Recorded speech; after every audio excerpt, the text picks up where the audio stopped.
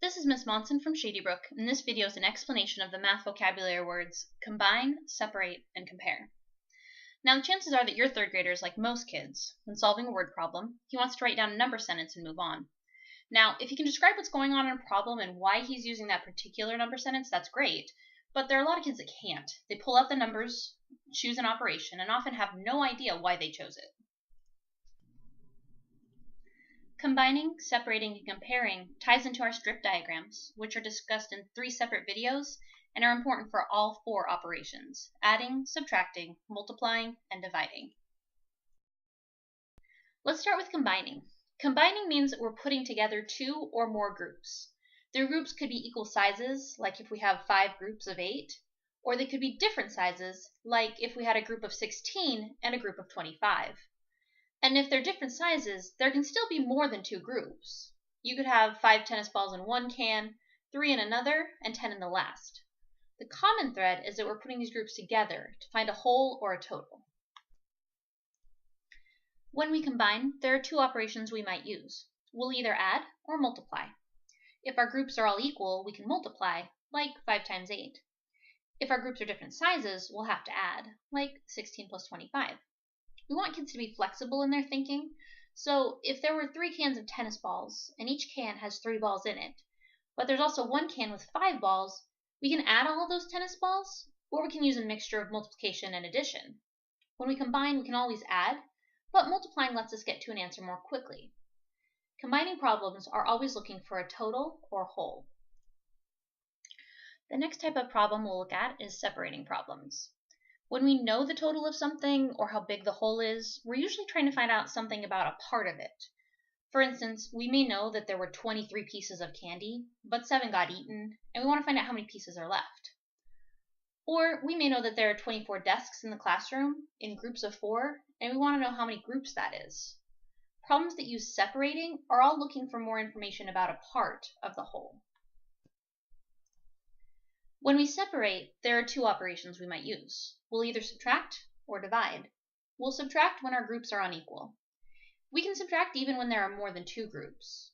So if we had 23 pieces of candy, ate 7 pieces on Sunday, some more on Monday, and have 9 pieces left, we have different sized groups and can use subtraction to find the missing piece. If our groups are equal, division provides us with a quicker way to find the answer. We take our 24 desks, and we start separating groups of 4. Eventually all the desks will be used and we'll know how many groups there are. But remember that in division, sometimes we'll know the size of the group, and sometimes we'll know how many groups there are. Separation problems are always looking for more information about the groups or parts. The third type of problem is comparison, and it's often the hardest for kids to remember. In a comparison problem, you're not putting groups together or taking them apart. They never were together, and there's no reason for them to be put together now. For example, if I have 5 Twinkies and my brother has 3 Twinkies, there's no way we're putting them all in a big group.